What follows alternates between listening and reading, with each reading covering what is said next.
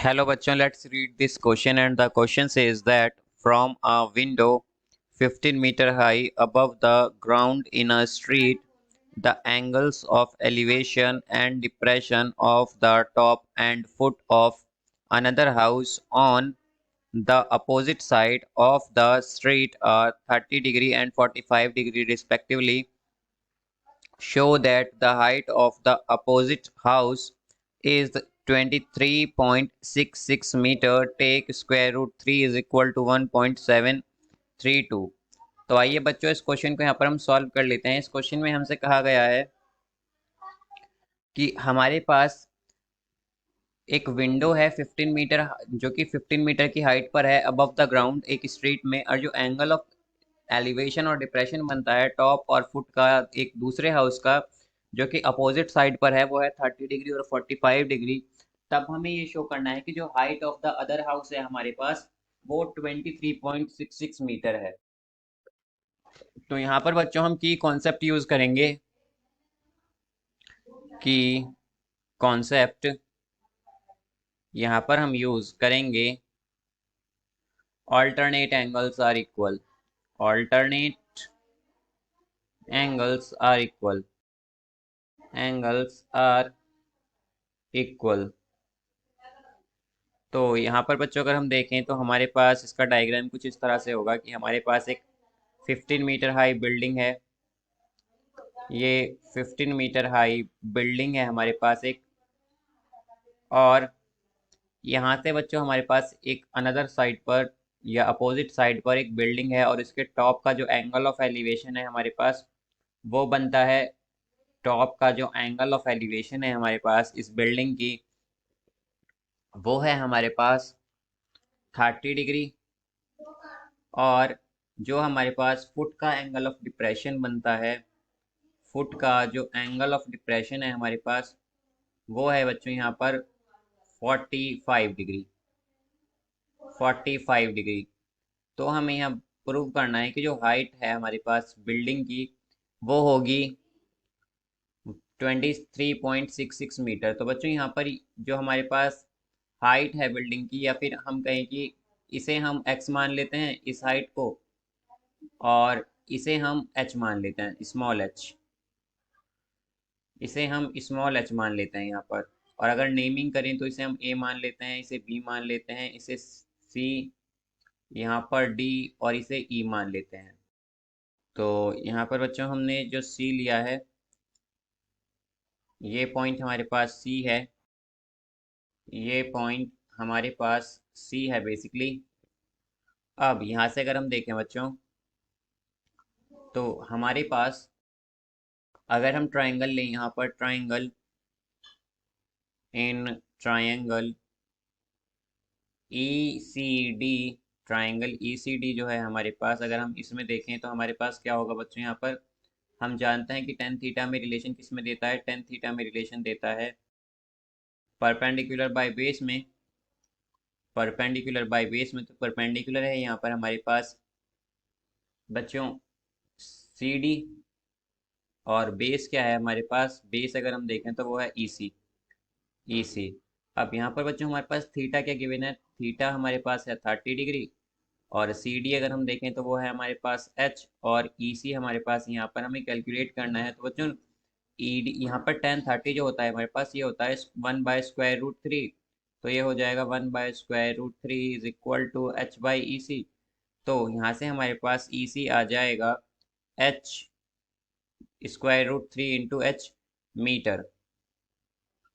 अब यहाँ पर बच्चों अगर हम देखें तो हमारे पास जो एंगल, हमारे पास यहाँ पर एंगल ई, एंगल, ये बच्चों एक्चुअली एंगल CE, एंगल हमारे पास यहाँ पर एंगल CE B जो है ये इक्वल होगा एंगल EBA के, बिकॉज ये दोनों क्या है हमारे पास, ये दोनों ऑल्टरनेट एंगल्स हैं, और हम जानते हैं कि ऑल्टरनेट एंगल्स हमारे पास इक्वल होते हैं। तो हम कह सकते हैं यहाँ पर कि हमारे पास जो एंगल EB है, ये EBA है, ये भी क्या होगा 45 डिग्री, बिकॉज ये ऑल्टरनेट एंगल्स हैं और ऑल्टरनेट एंगल्स हमारे पास इक्वल होते हैं। तो यहाँ पर ये एंगल हमारे पास 45 डिग्री होगा। अब यहाँ पर अगर हम बच्चों देखें कि हमारे पास जो ट्राइंगल है, in triangle E A B, हमारे पास जो ट्राइंगल ई ए बी है, इसमें अगर हम देखते हैं तो हमारे पास जो टेन थीटा होगा, हम जानते हैं टेन हमें रिलेशन देता है परपेंडिकुलर बाय बेस में, तो थीटा क्या है 45।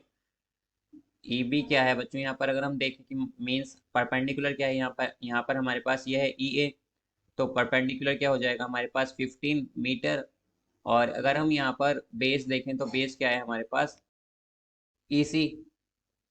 बेस हमारे पास बच्चों यहाँ पर ए बी है एक्चुअली, और ए बी जो है यहाँ पर बच्चों हमारे पास, हम जानते हैं कि ए बी किसके इक्वल है यहाँ पर, ए ए बी यहाँ पर इक्वल होगा ई सी के, बिकॉज ये दोनों क्या है हमारे पास, ये दोनों सेम है यहाँ पर, बिकॉज ये दोनों क्या है, डिस्टेंस है between window and other building, या फिर अपोजिट बिल्डिंग के बीच का डिस्टेंस है, तो ये हमारे पास इक्वल है, तो यहाँ पर हम ई सी ले लेंगे इसे, तो ये ई सी आ जाएगा हमारे पास ए बी की जगह। तो 1045 हमारे पास बच्चों होता है 1, तो ई सी आ जाएगा हमारे पास 15 मीटर, बिकॉज जो 1045 है वो हमारे पास 1 होता है, और ई सी हमारे पास जब दूसरी साइड जाएगा तो ये हमारे पास ई सी आ जाएगा 15 मीटर। अब यहाँ पर बच्चों ई सी हमारे पास आ गया है 15 मीटर, और अगर हम इसे इक्वेशन 1 मान लें तो हम देख सकते हैं कि हमारे पास ई सी यहाँ पर 15 मीटर है, तो अगर हम ये वैल्यू रखें इसमें 15 मीटर की, तो ई सी 15 है, और ये हो जाएगा √3h। तो h क्या आएगा बच्चों हमारे पास, h आएगा 15/√3। तो अगर बच्चों यहाँ पर हम इसे डिवाइड कर दें, अगर इसे हम यहाँ पर देखें कि हमारे पास h जो आया है बच्चों, h क्या है 15/√3, और यहाँ पर अगर हम x देखें बच्चों, तो x क्या होगा हमारे पास, ये इक्वल होगा ई ए के बेसिकली, या फिर हम कहें कि हमारे पास 15 मीटर के इक्वल है, बिकॉज ये क्या है हमारे पास ई ए के इक्वल है, तो यहाँ पर बी सी और ई ए इक्वल हैं, बी सी और ई ए यहाँ पर इक्वल हैं, तो हम कह सकते हैं ये हमारे पास 15 मीटर के इक्वल होगा।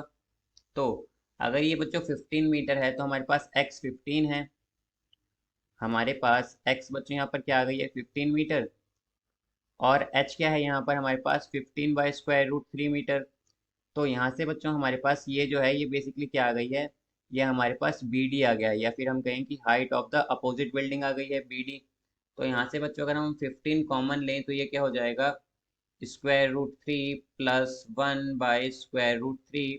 तो यहाँ पर बच्चों हमारे पास √3 की वैल्यू दी गई है 1.732, तो ये हो जाएगा 2, इसे हम अगर ऐड करें तो ये होगा 2.732, फिर इसे हम मल्टीप्लाई करेंगे 15 से, और डिवाइड करेंगे 1.732 से, तो ये आएगा हमारे पास 23.66।